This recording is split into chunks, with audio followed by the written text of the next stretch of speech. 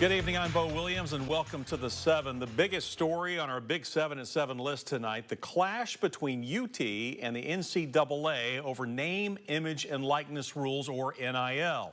That's the new way student athletes can get paid through outside deals. UT is under scrutiny, but the head of the Knoxville campus is hitting back.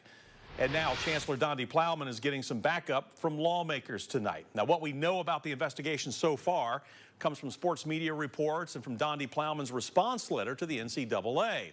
She says no university employee is accused of any wrongdoing and that no rules were broken as they existed at the time when the alleged violation happened.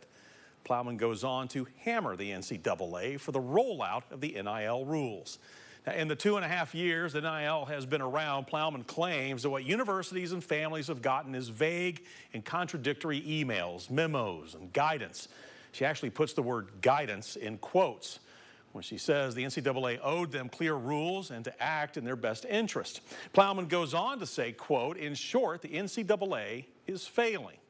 And in the last couple of hours, public support for Plowman's stand. Congressman Burchett tweeting, quote, glad to see Donde Plowman defending UT Knoxville after the bogus NCAA accusations. Burchett going on to write, quote, they created this NIL mess with no guidelines, and now they appear to be attacking us retroactively.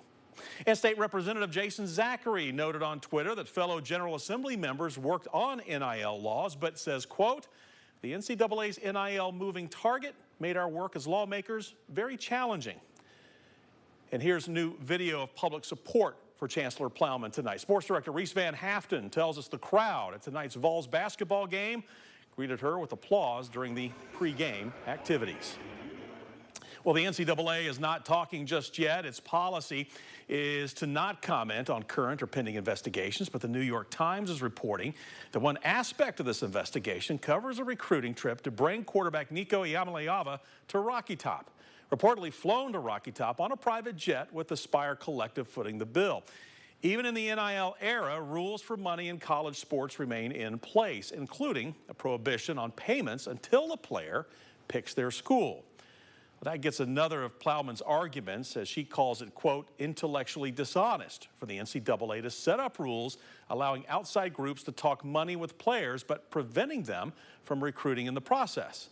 The pushback goes beyond the university level. The Justice Department and 10 states, including Tennessee, are suing the NCAA, arguing against limits on players transferring from one school to another, saying the policy breaks anti-trade laws since it limits potential earnings for players.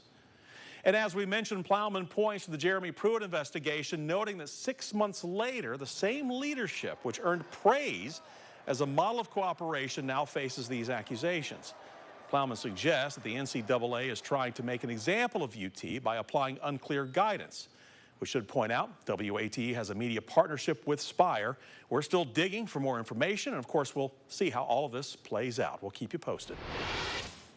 Our next Big 7 story for you tonight, a crime alert. The Knoxville Police Department asking for your help in identifying a suspect accused of shooting into a business. Now, this is at the Exxon on Broadway. The video showing a 2013 black Hyundai Sonata pulling into the parking lot. You see it right here.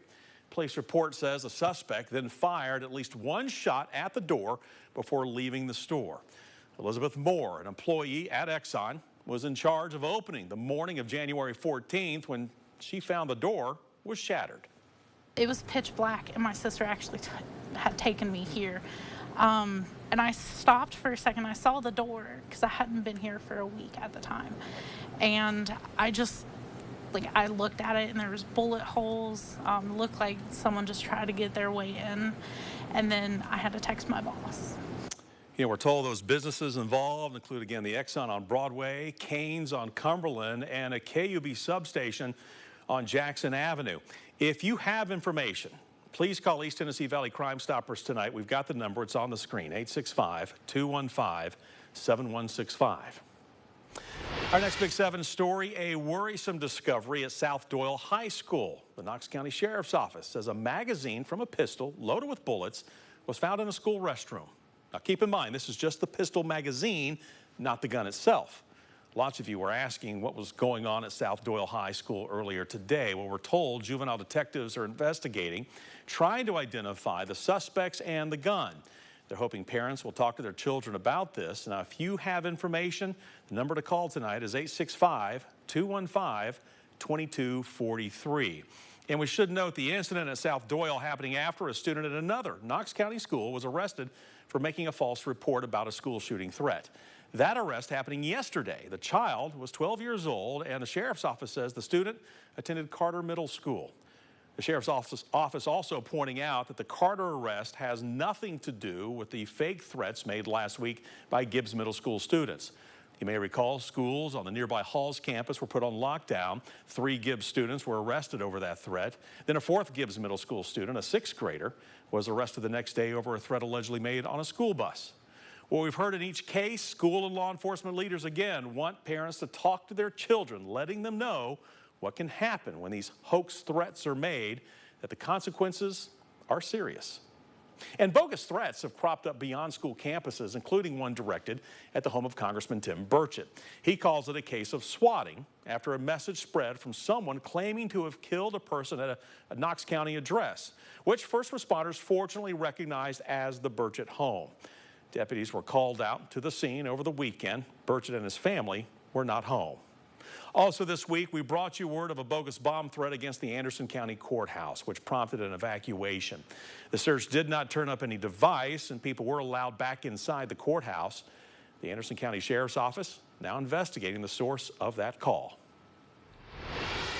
Our next Big 7 story, a rush to fix a broken gas main. The leak happening along Jackson Avenue at Florida Street. That's at the edge of the construction site for the new downtown baseball stadium.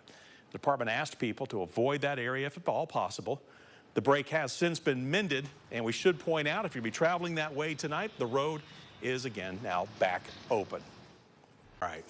34 years ago, Knoxville police officer Tony Williams was killed after being shot in the back while riding his motorcycle off duty. But the case had remained open.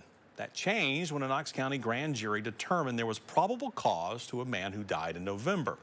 On December 14th last year, the grand jury found, quote, Johnny Edgar Warwick on or about the 7th day of July, 1989, did unlawfully, intentionally, deliberately, and with premeditation kill Anthony Williams. Williams was 24 when he was killed. The verdict has given Knoxville police officers the answers they have been looking for now for years.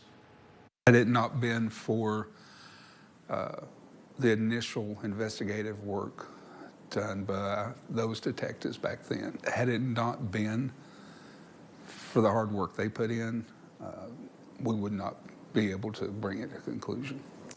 Warwick died last November, shortly before the grand jury's resolution.